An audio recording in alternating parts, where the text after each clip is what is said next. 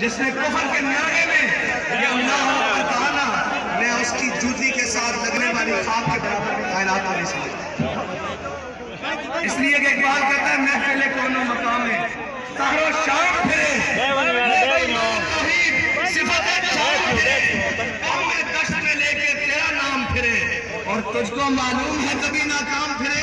इकबाल कहता है एक लड़की हो यार, एक लड़की और सिल्फे नाज़िक हो और जनाब हिजाब पहना हो और वहां गुंडे और बदमाश और वह जालिम हिंदू वो खड़ा हो, उसके सामने वो कहे अल्लाह अकबर, अल्लाह अकबर। इकबाल कहता है तुझे भी मालूम है हम कभी नाकाम फिरे।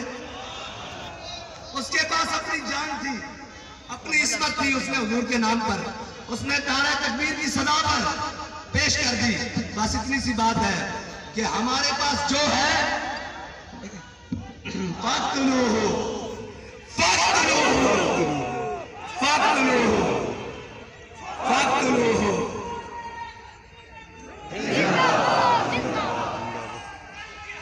जिंदाबाद।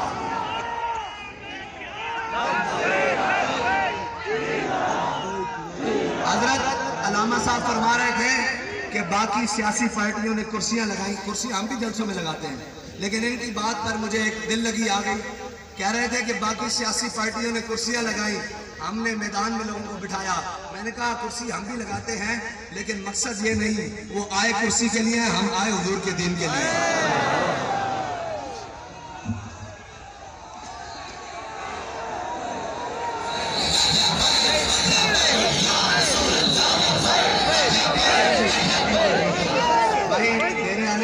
साडा होर कोई मकसद नहीं, साडा मकसद है हुजूर का नाम लेना और हुजूर का नाम बुलंद करना। बाबा जी ने किसी असम्बलियां जाना मकसद नहीं।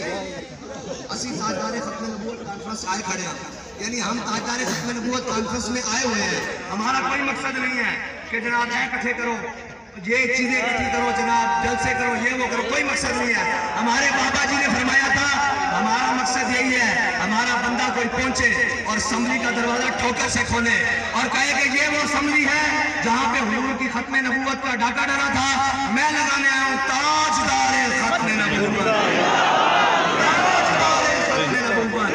अब यहां से नहीं, स्पीकर से नहीं, आपकी आवाज आनी चाहिए लब्बैक।